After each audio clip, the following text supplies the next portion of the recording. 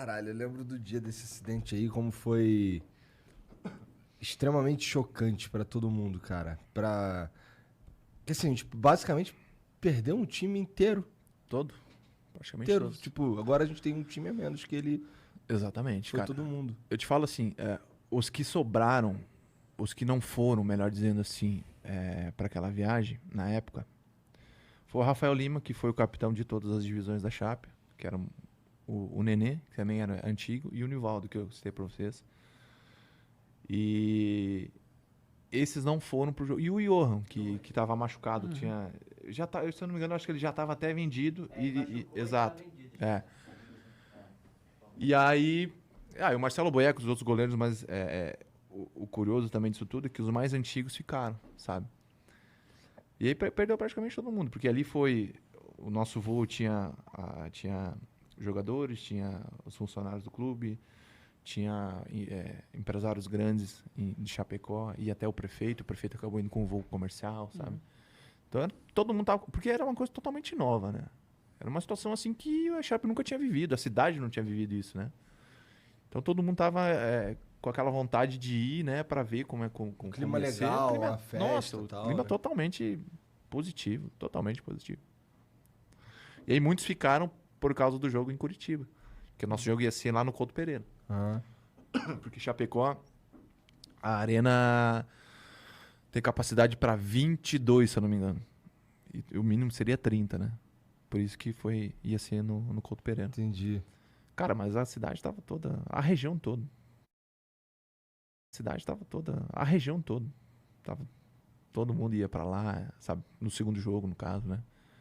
Então muitos ficaram ali para focar no segundo jogo também, né? Poxa, não, eu não vou nesse, mas eu vou ali porque é no Brasil.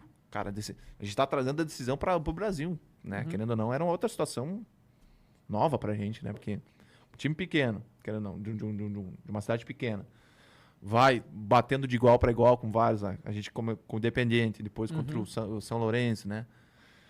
E aí você conseguir trazer o segundo jogo para casa ainda numa competição que você jamais, tipo, eu acho que a Chape tinha chego até as quartas, oitavas, se eu não me engano, contra o em 2015, eu não vou lembrar a equipe que é. Mas depois eu lembro.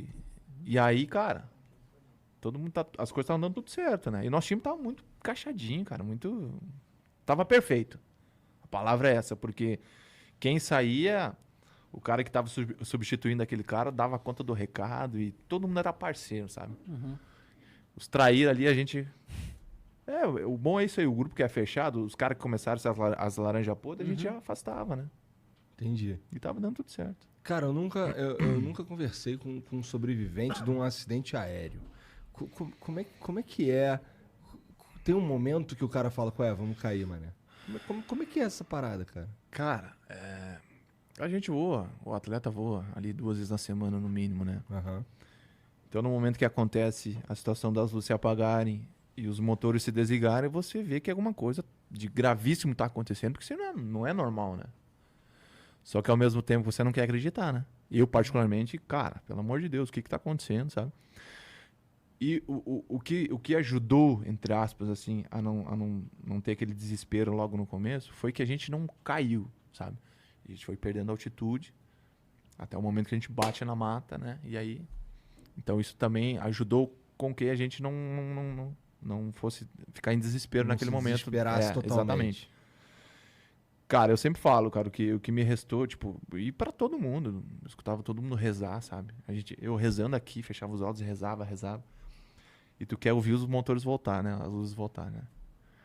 E aí tu tá numa situação, a mesma coisa assim, a gente tá aqui dentro dessa salinha aqui, dessa sala aqui, com todas as portas fechadas, começa a incendiar o negócio e tu não tem o que fazer.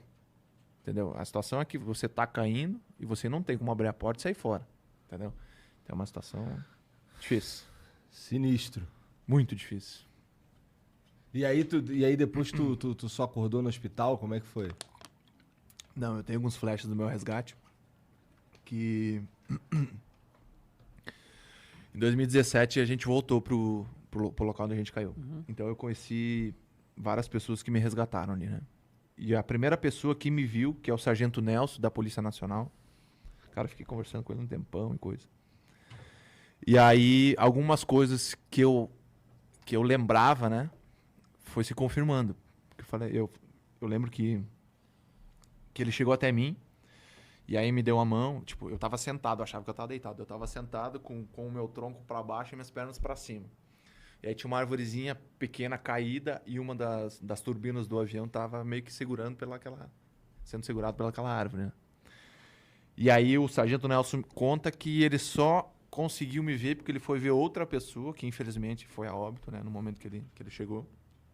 E um pouquinho pra baixo, assim. Ele falou que eu tava chorando e pedindo pro socorro com a voz bem baixinha, já. E aí eu tenho esses flashes que eu pedia pro socorro e chorava. Mas eu não sabia onde eu tava. Não tinha noção nenhuma do que tinha acontecido. E aí... E aí ele chega até mim, me dá a mão, tipo... Me pega na mão, fala pra mim ficar tranquilo que ia me tirar dali. Aí demorou bastante, foi 12 pessoas pra me tirar dali, né? Voluntários, enfim, os outros. Pessoal da polícia. E aí ele pergunta meu nome, ele fala que eu falo meu nome, que eu falo minha idade. Dizia que eu era o arqueiro, eu dizia arqueiro, arqueiro. E que eu tinha muita sede, eu falei assim, tu pedia muita água.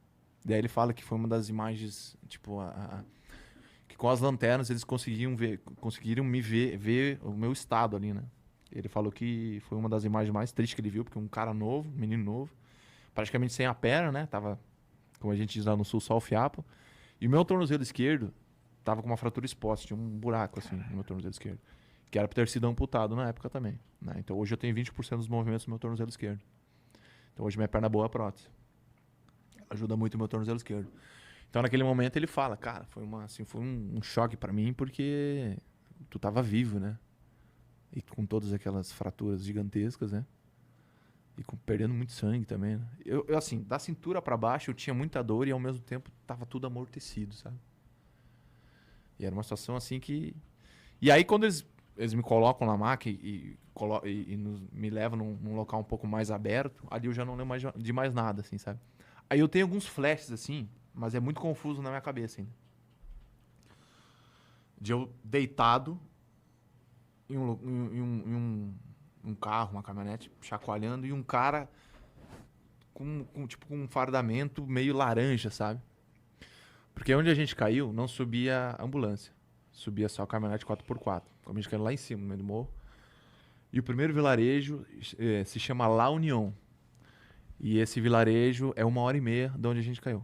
Então, como tava chovendo também, e a estrada era estrada de terra, não subia ambulância, não tinha. Aí subia as 4x4, aí nos colocavam lá e desciam. E aí esses meus flashes que eu tenho, meio bagunçado, é disso. Eles me colocaram na caminhonete e foram descendo. E aí o acesso para subir era numa estradinha onde tinha um posto de combustível. E naquele posto começou a se concentrar, né, as barracas, enfim, de primeiros socorros, né, da polícia. Mas como eu já tinha praticamente perdido a perna e o tornozelo estava com um buraco, eu passo reto. Né? Eu não acabo parando lá no posto, né? Eu acabo passando reto. E aí tinha tinha imprensa e coisa ali.